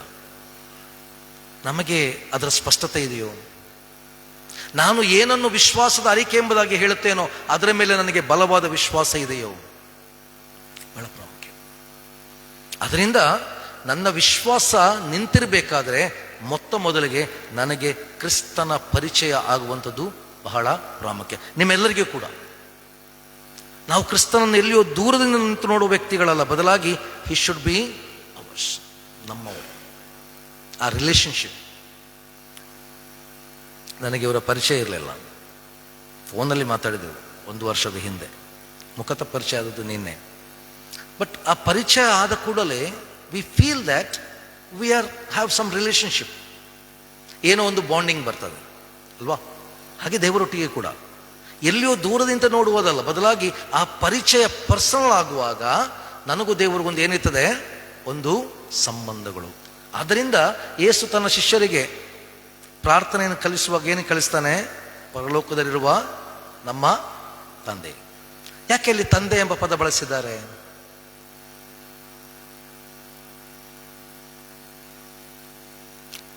ದೇವರು ತಂದೆಯೋ, ಅಥವಾ ದೇವರು ಪುರುಷನೋ, ದೇವರು ಸ್ತ್ರೀಯೋ?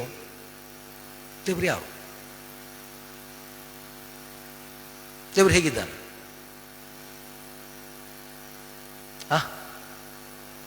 ದೇವರು ಆತ್ಮಸ್ವರೂಪ. ತಂದೆ ಎಂಬುದಾಗಿ ನೀವು ಹೇಳಿದ್ರೆ, ಅಲ್ಲಿ ಯೇಸು ಪರಲೋಕ ನಮ್ಮ ತಂದೆ ಎಂಬುದಾಗಿ ಹೇಳುವಾಗ ಅಲ್ಲಿ ಯಾರೋ ಒಬ್ಬರು ಪುರುಷ ಕೂತಿದ್ದಾನೆ, ವ್ಯಕ್ತಿ ಕೂತಿದ್ದಾನೆ ಎಂಬ ಅರ್ಥದಲ್ಲಿ ಹೇಳಿದಲ್ಲ. ತಂದೆ ಅಂದರೆ ಒಂದು ಸಂಬಂಧ, ತಂದೆ ಮತ್ತು ಮಕ್ಕಳ ಸಂಬಂಧ. ಒಂದು ವೇಳೆ ಯಾರಿಗಾದರೂ ನಿಮ್ಮ ತಂದೆಯನ್ನು ನೋಡಿಕೊಂಡು ಅಥವಾ ಅವರ ಜೀವನ ಸರಿ ಇಲ್ಲದೆ ನನಗೆ ತಂದೆ ಬೇಡ ಎಂಬ ಸ್ಥಿತಿಯಲ್ಲಿದ್ದರೆ ನೀವು ಪರಲೋಕದ ನಿಮ್ಮ ತಾಯಿ ಕೂಡ ಹೇಳ್ಬೋದು. ಯಾಕೆಂದರೆ ಅದು ಸಂಬಂಧವೇ ಹೊರತು ವ್ಯಕ್ತಿಗಳಲ್ಲ, ವ್ಯಕ್ತಿಯಲ್ಲ. ಓಕೆ, ಆದ್ರಿಂದ ಯೇಸು ಕೂಡ ಕರೆ ಕೊಡುವುದು ಯಾವುದಕ್ಕೆ ಅಂತ ಹೇಳಿದ್ರೆ ನಿಮ್ಮ ಸಂಬಂಧ ಎಲ್ಲಿರಬೇಕು, ಆದರೆ ದೇವರೊಟ್ಟಿಗೆ ನನ್ನ ಸಂಬಂಧ ನನ್ನನ್ನು ಎಲ್ಲಿಗೆ ನಡೆಸಬೇಕು, ಎಲ್ಲಿ ನಡೆಸಬೇಕು? This is very prominent. ಎಲ್ಲಿಗೆ ನಡೆಸಬೇಕು? ಎಲ್ಲಿಗೆ? ನಿತ್ಯತ್ವಕ್ಕೆ, ನಿತ್ಯ ಜೀವ, ಪರಲೋಕಕ್ಕೆ. ನಾವು ಇದರ ಬಗ್ಗೆ ಯೋಚನೆ ಮಾಡ್ತೇವೆ. Don't worry about all those things. ದೇವರು ನಮ್ಮನ್ನು ಹೇಗೆ ಕೊಂಡೋಗ್ತಾ ನಮಗೆ ಗೊತ್ತಿಲ್ಲ. ಆದರೆ ದೇವರೊಟ್ಟಿಗೆ ನನ್ನ ಸಂಬಂಧ ನಮ್ಮ ಜೊತೆ ಇರುವ ಸಂಬಂಧದೊಟ್ಟನ್ನು ನಡೆಸಬೇಕು. ನಾನು ದೇವರನ್ನು ಪ್ರೀತಿ ಮಾಡ್ತೇನೆ ಎಂಬುದಾಗಿ ಹೇಳಿ ಕಣ್ಣಿಗೆ ಕಾಣುವ ಇವರನ್ನು ದ್ವೇಷ ಮಾಡಿದರೆ ನಾನು ದೇವರನ್ನು ಪ್ರೀತಿ ಮಾಡುವುದಿಲ್ಲ. ಇದನ್ನು ಯೋಹಾನ ತನ್ನ ಪತ್ರಿಕೆಯಲ್ಲಿ ಹೇಳ್ತಾನೆ. ಯಾರು ಕಣ್ಣಿಗೆ ಕಾಣದ ದೇವರನ್ನು ಪ್ರೀತಿ ಮಾಡ್ತಾನೆ ಅಂತ ಹೇಳಿ ತನ್ನ ಸಹೋದರ ಸಹೋದರಿಯನನ್ನು ದ್ವೇಷಿಸ್ತಾನೋ ಅವನು ಸುಳ್ಳುಗಾರನಾಗಿದ್ದಾನೆ. ಸೊ ದೇವರೊಟ್ಟಿಗೆ ನಮ್ಮ ಸಂಬಂಧ ಎಲ್ಲಿಗೆ ನಡೆಸಬೇಕು? ಮನುಷ್ಯರ ಸಂಬಂಧಕ್ಕೆ ನಡೆಸಬೇಕು. ದೇವರು ನನ್ನನ್ನು ಪ್ರೀತಿ ಮಾಡ್ತೇನೆ, ನಾನು ದೇವರನ್ನು ಪ್ರೀತಿ ಮಾಡ್ತೇನೆ ಎಂಬುದಾಗಿ ಹೇಳುವ ಮಾತುಗಳು ಎಲ್ಲಿಗೆ ನಡೆಸಬೇಕು? ನಾವು ಪರಸ್ಪರ ಪ್ರೀತಿ ಮಾಡೋದಕ್ಕೆ ನಮ್ಮನ್ನ ನಡೆಸಬೇಕು. ಇಲ್ಲವಾದಲ್ಲಿ ದೇವರೊಟ್ಟಿಗೆ ನಮ್ಮ ಸಂಬಂಧ ಸರಿಯಾಗಿ ಭದ್ರವಾಗಿ ಇಲ್ಲ ಎಂಬುದರ ಅರ್ಥ. ನೀವು ಬೇಕಾದ್ರೆ ದಶಾಜ್ಞೆಗಳಲ್ಲಿ 10 ಅಪ್ಪಣೆ ನೋಡ್ರಿ. 10 ಅಪ್ಪಣೆಯಲ್ಲಿ ಕೇವಲ ಮೊದಲ 4 ಅಪ್ಪಣೆ ಮಾತ್ರ ದೇವರಿಗೆ ಸಂಬಂಧಿಸಿದ್ದು. ಉಳಿದದ್ದು ಯಾರಿಗೆ ಸಂಬಂಧಿಸಿದ್ದು? ಮನುಷ್ಯರಿಗೆ. ನಿನ್ನ ತಂದೆ ತಾಯಿಯನ್ನು ಸನ್ಮಾನಿಸು, ಇನ್ನೊಬ್ಬನಿಗೆ ತೊಂದರೆ ಕೊಡಬೇಡ, ಕೊಲ್ಲಬೇಡ, ಸುಳ್ಳು ಹೇಳಬೇಡ. ಹೌದಾ? ಅಥವಾ ಯೇಸು ಹೇಳಿದ ಬೋಧನೆಗಳಲ್ಲಿ, ಯೇಸು ಪರ್ವತ ಪ್ರಸಂಗದಲ್ಲಿ ಮಾಡಿದ ಬೋಧನೆಗಳಲ್ಲಿ ಯೇಸು ಹೇಳಿದ ವಿಚಾರಗಳೆಲ್ಲ ಯಾರ ಕುರಿತು ಹೇಳಿದ್ದು? ಯಾರೊಟ್ಟಿಗೆ ಸಂಬಂಧ ಗಟ್ಟಿ ಮಾಡಿಕೊಳ್ಬೇಕು? ದೇವರೊಟ್ಟಿಗೂ ಮನುಷ್ಯರೊಟ್ಟಿಗೆ. ಅದರಿಂದಲೇ ಯೇಸು ಸ್ವಾಮಿ ಹೇಳಿದ್ದು, ನೀನು ಕಾಣಿಕೆ ತಕ್ಕೊಂಡು ಬರುವಾಗ ನಿನ್ನ ಸಹೋದರನಿಗೆ ನಿನ್ನ ಮೇಲೆ ಏನು ಸಮಸ್ಯೆ ಇದ್ರೆ ಮೊದಲು ಏನು ಮಾಡು, ಅವನೊಟ್ಟಿಗೆ ಸಂಧಾನವಾಗು, ಆಮೇಲೆ ಬಾ. ಸೊ ಬೈಬಲ್ ನಮಗೆ ಕೊಡುವ ಕರೆ ಏನಂತ ಹೇಳಿದ್ರೆ, ನಾನು ಕ್ರಿಸ್ತನನ್ನು ಅರ್ಥ ಮಾಡಿಕೊಂಡಿದ್ದೇನೆ, ಪ್ರೀತಿಸ್ತೇನೆ ಎಂಬುದಾಗಿ ಹೇಳಿದ ತಕ್ಷಣ ನಾನು ಭಕ್ತಿವಂತ ಅಲ್ಲ, ಬದಲಾಗಿ ಆ ಭಕ್ತಿ ನನ್ನನ್ನು ಎಲ್ಲಿ ನಡೆಸಬೇಕು? ನನ್ನೊಟ್ಟಿಗೆ ಯಾರೊಟ್ಟಿಗಿದ್ದಾರೆ, ನನ್ನ ಸಹಮಾನವರು ಯಾರಿದ್ದಾರೆ, ನನ್ನ ಅಕ್ಕಪಕ್ಕದವರು ಯಾರಿದ್ದಾರೆ, ಅವರೊಟ್ಟಿಗೆ ಸಂಬಂಧಗಳನ್ನ ಗಟ್ಟಿ ಮಾಡಲಿಕ್ಕೆ ನಾನು ನಡೆಸಬೇಕು. ಸೊ ನಾನು ಕ್ರಿಸ್ತನವನು ಎಂಬುದು ಗೊತ್ತಾಗುವುದು ಹೇಗೆ? ನಾನು ಪ್ರಾರ್ಥನೆ ಮಾಡುವುದರಿಂದ, ಹಾಡು ಹಾಡುವುದರಿಂದ, ಅಥವಾ ನನ್ನ ಹೆಸರು ಕ್ರಿಸ್ಟೋಫರ್ ಆದ್ರಿಂದ ಅಲ್ಲ, ಬದಲಾಗಿ ನಾನು ಕ್ರಿಸ್ತನವನು ಎಂಬುದು ಗೊತ್ತಾಗುವುದು ಎಲ್ಲಿ? ನಾನು ಹೇಗೆ ನನ್ನ ಜೀವನದಲ್ಲಿ ವ್ಯವಹರಿಸ್ತೇನೆ, ನಾನು ಇನ್ನೊಬ್ಬರೊಟ್ಟಿಗೆ ಹೇಗೆ ಮಾತಾಡ್ತೇನೆ, ಅಥವಾ ಒಂದು ವೇಳೆ ಕೆಲವೊಮ್ಮೆ ನನಗೆ ನಷ್ಟ ಎಂಬುದಾಗಿ ಅನುಭವ ಸ್ಥಿತಿಯಲ್ಲಿ ಕೂಡ ನಾನು ಇನ್ನೊಬ್ಬರೊಟ್ಟಿಗೆ ಸಂಬಂಧವನ್ನು ಹೇಗೆ ಗಟ್ಟಿ ಮಾಡ್ತೇನೆ. This is the challenge. ಅದರಿಂದ ನಾನು ಪ್ರತಿ ಸಲ ಬಂದಾಗ ಸಭೆಗಳಿಗೆ ಚಾಲೆಂಜ್ ಕೊಡ್ತೇನೆ ಅಂತ ಹೇಳಿದ್ರೆ, ನಮಗಿರುವ ಬೇಸಿಕ್ ಕರೆ ಯಾವುದು ಅಂತ ಹೇಳಿದ್ರೆ ದೇವರನ್ನು ಪ್ರೀತಿ ಮಾಡುವುದು ಮತ್ತು ನಮ್ಮೊಟ್ಟಿಗಿರುವವರನ್ನು ಪ್ರೀತಿ ಮಾಡುವುದು. ನಿಮ್ಮ ಕನ್ನಡ ಸಂಗೀತ 131 ಇರಬೇಕು. ಅದರಲ್ಲಿರುವ ಹಾಡು ಯಾವುದು? ಕ್ರೈಸ್ತರಾದ ನಮ್ಮ ಮೇಲೆ ಬಿದ್ದ ಭಾರವು ದೊಡ್ಡದೆಂದು ಧ್ಯಾನ ಮಾಡು ರಾತ್ರಿ ಹಗಲು. ಆಮೇಲೆ ಮುಂದಕ್ಕೆ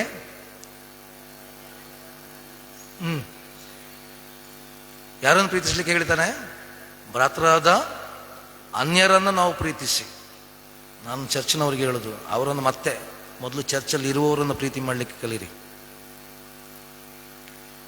ವೆರಿ ಬೇಸಿಕ್. ನಾವು ನಮ್ಮ ಇಲ್ಲಿರುವವರನ್ನೇ ಪ್ರೀತಿ ಮಾಡಲಿಕ್ಕೆ ನಮಗೆ ಆಗದಿದ್ದರೆ ನಾವು ಹೊರಗಿನವರನ್ನು ಎಂತ ಪ್ರೀತಿ ಮಾಡುವುದು? ನಮ್ಮ ಜೊತೆಯಲ್ಲಿ ಪ್ರತಿ ದಿವಸ ಆರಾಧನೆ ಮಾಡಲಿಕ್ಕೆ ಬರುವಂಥ ವ್ಯಕ್ತಿಗಳೊಟ್ಟಿಗೆ ನಮಗೆ ಸಂಬಂಧಗಳನ್ನು ಗಟ್ಟಿ ಮಾಡಿಕೊಳ್ಳಿಕ್ಕೆ ಆಗದಿದ್ದರೆ ನಾವು ಹೊರಗಿನವರೊಟ್ಟಿಗೆ ಏನು ಸಂಬಂಧಗಳನ್ನು ಗಟ್ಟಿ ಮಾಡಿಕೊಳ್ಳೋದು? It's basic. ಆದ್ದರಿಂದ ನಾನು ಕ್ರಿಸ್ತನನ್ನು ಅರ್ಥಕೊಂಡಿದ್ದೇನೆ, ಕ್ರಿಸ್ತನನ್ನು ಪ್ರೀತಿಸ್ತೇನೆ ಎಂಬುದಾಗಿ ಹೇಳುವಂಥದ್ದು ಕೇವಲ ಬಾಯಿಯಲ್ಲಿ ಬರುವ ಬಾಯಿ ಅರಿಕೆಗಳಾಗಬಾರದು. ಬದಲಾಗಿ ಏನಾಗಬೇಕು? ನನ್ನ ವಿಶ್ವಾಸದ ಬುನಾದಿಗಳು. ಆ ಬುನಾದಿಗಳು ನನ್ನ ಎಲ್ಲಿಗೆ ನಡೆಸಬೇಕು? ನಾನು ಸಹಮಾನರೊಟ್ಟಿಗಿನ ಸಂಬಂಧವನ್ನು ಗಟ್ಟಿ ಮಾಡೋದ್ರಲ್ಲಿ. ಸೊ ಇವತ್ತಿನ ಬೆಳಗಿನ ಜಾವದಲ್ಲಿ ನಮ್ಮನ್ನು ನಾವು ಮತ್ತು ನಮಗೆ ಅರ್ಥ ಮಾಡಿಕೊಳ್ಳೋಣ, ಪರೀಕ್ಷೆ ಮಾಡಿಕೊಳ್ಳೋಣ. ಸ್ವಲ್ಪ ಹೊತ್ತು ಮೌನವಾಗಿರುವ.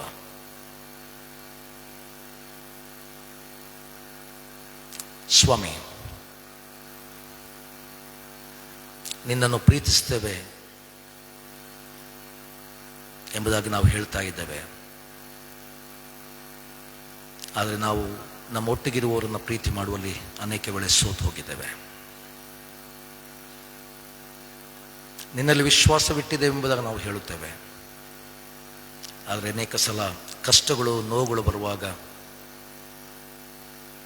ನಮ್ಮ ನಂಬಿಕೆಗಳು ಅಲುಗಾಡ್ತದೆ. ನಾವು ನಿನ್ನನ್ನು ತಿಳುಕೊಂಡಿದ್ದೇವೆ ಎಂಬುದಾಗಿ ನಾವು ಹೇಳ್ತೇವೆ. ಆದರೆ ನಮಗೆ ಅನೇಕ ಬಾರಿ ಸ್ಪಷ್ಟತೆಗಳಿಲ್ಲ ಸ್ವಾಮಿ. ನಮ್ಮ ವಿಶ್ವಾಸಗಳನ್ನು ಬಲಪಡಿಸು. ಅಂದು ಆ ಮೂರ್ಛರೋಗಿಯ ತಂದೆ ನಿನ್ನ ಬಳಿಗೆ ಬಂದು ಕೇಳಿಕೊಂಡಂಥ ಪ್ರಾರ್ಥನೆ, ಸ್ವಾಮಿ ನನಗೆ ನಂಬಿಕೆ ಇದೆ, ನನ್ನ ನಂಬಿಕೆ ಕಡಿಮೆ ಆಗಿದ್ದರೆ ನನ್ನ ನಂಬಿಕೆಯನ್ನು ಬಲಪಡಿಸು. ಸ್ವಾಮಿ, ಇದು ಇವತ್ತು ನಮ್ಮೆಲ್ಲರ ಪ್ರಾರ್ಥನೆ. ಕರ್ತನೆ, ನಮ್ಮ ನಂಬಿಕೆಗಳು ಕಡಿಮೆ ಆಗಿದ್ದರೆ ನಮ್ಮ ನಂಬಿಕೆಗಳನ್ನು ಬಲಪಡಿಸು.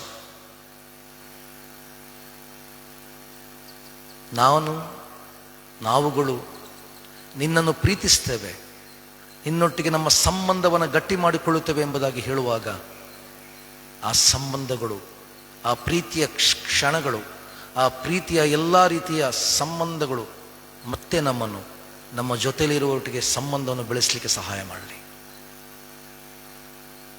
ನೀನು ಈ ಲೋಕದಲ್ಲಿದ್ದಾಗ ಎಲ್ಲರನ್ನು ಪ್ರೀತಿ ಮಾಡಿದೆ.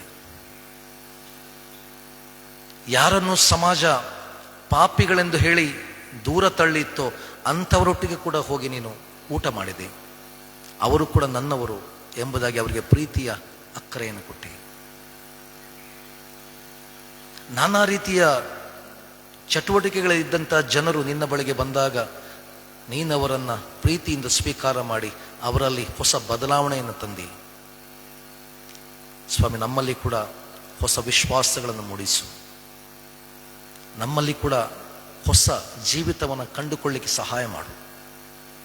ನಾವು ಕೇವಲ ಬಾಯಿಯಿಂದ ಅರಿಕೆ ಮಾಡುವವರಾಗಿರದೆ ನಮ್ಮ ಇಡೀ ನಂಬಿಕೆ ಅದು ನಮ್ಮ ಜೀವನಕ್ಕೆ ಸಂಬಂಧಿಸಿದಾಗಿದ್ದುಕೊಂಡು ನಮ್ಮ ಜೀವನದ ಪ್ರಯಾಣದಲ್ಲಿ, ಜೀವನದ ಹೋರಾಟದಲ್ಲಿ ಆ ನಂಬಿಕೆ ನಮ್ಮನ್ನು ಸದಾಕಾಲ ಸದೃಢವಾಗಿ ನಡೆಸುವಂತೆ ಸಹಾಯ ಮಾಡು. ಬರುವಂಥ ಎಲ್ಲ ಸ್ಥಿತಿಗತಿಗಳ ಮಧ್ಯೆ ನಾವು ಕಂಗೆಡದೆ, ಭಯಪಡದೆ ನಮ್ಮೊಟ್ಟಿಗೆ ನಮ್ಮ ಕ್ರಿಸ್ತ ಇದ್ದಾನೆ ಎಂಬ ವಿಶ್ವಾಸದಲ್ಲಿ ಜೀವನ ಮಾಡಲಿಕ್ಕೆ ನಮಗೆ ಕಲಿಸು.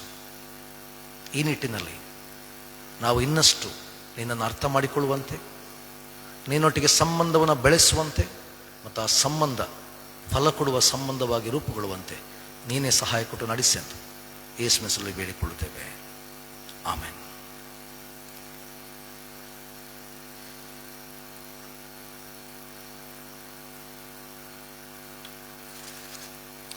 ಉತ್ತಮ ಸಂದೇಶವನ್ನು ಕೊಟ್ಟಂತ ಅಯ್ಯನವರಿಗೆ ಸಹಪಾಲಕರ ಪರವಾಗಿ, ಸಹಪಾಲನಾ ಸಮಿತಿಯ ಪರವಾಗಿ ಮತ್ತು ಸಭೆಯ ಪರವಾಗಿ ಅವರಿಗೆ ಕೃತಜ್ಞತೆಯನ್ನು ಸಲ್ಲಿಸಬೇಕಾಗಿದ್ದೇನೆ. ಕೊನೆಯದಾಗಿ ಸಂಗೀತದಲ್ಲಿ 83ನೇ ಸಂಗೀತವನ್ನು ಹಾಡಿಕೊಳ್ಳೋಣ. ಸಂಗೀತ 83, 1, 2 ಮತ್ತು 3ನೇ ಸಂಗೀತವನ್ನು ಚರಣವನ್ನು ಹಾಡಿಕೊಳ್ಳೋಣ. ಸಂಗೀತ 83.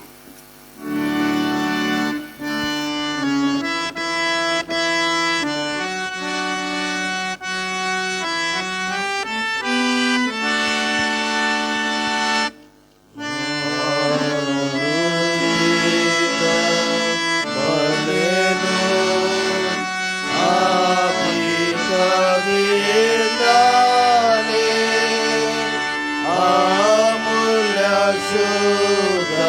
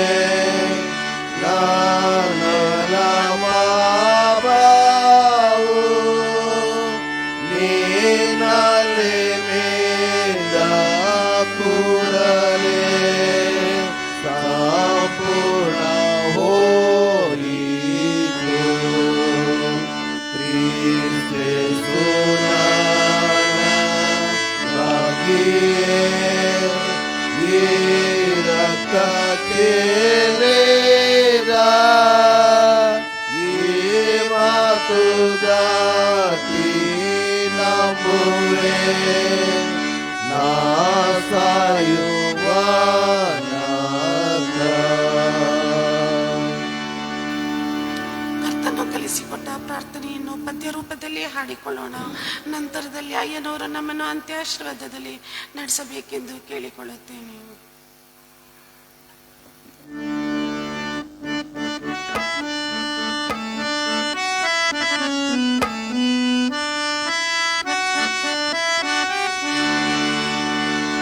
ಪರಲೋಕ ಜನಕ ಭವದ ವಿಧಾನವು ನಿರುದ್ರವು ಪಾವನವಾಗಿರಲಿ,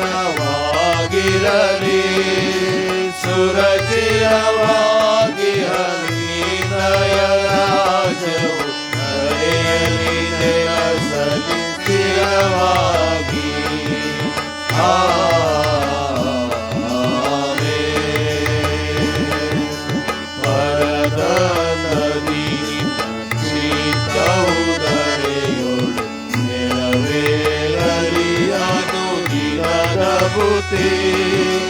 ಪರಿಪಾಲಿಸು ಎಂಬ ಕೊರತೆಯ ನೀಗಿಸು, ವರಸು ಗುಣಾಕರ ದಯಶೀಲ.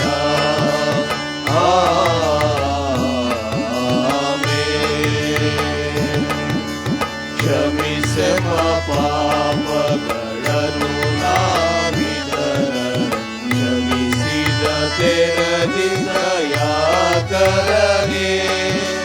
ಕ್ಷೇಮವ ಪಾಲಿಸು ದೀನರ ರಾಜಿಸು, ಆಮಿತ ಫಲದಾಯಕ ನೀನೇ.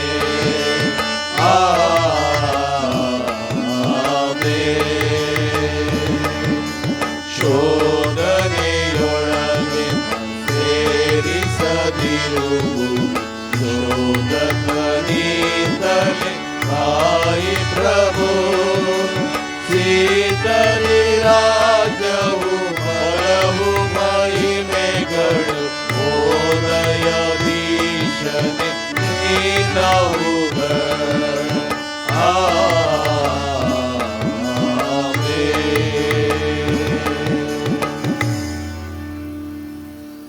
ನಾವಿದು ನಿಂತುಕೊಳ್ಳೋಣ, ದೇವರ ಆಶೀರ್ವಾದವನ್ನು ಹೊಂದೋಣ. ನಾವೆಲ್ಲರೂ ಒಟ್ಟಾಗಿ ಪರಸ್ಪರ ಹಾಡಿನ ಮೂಲಕ ದೇವರ ಆಶೀರ್ವಾದವನ್ನು ಪರಸ್ಪರ ಹಂಚಿಕೊಳ್ಳೋಣ.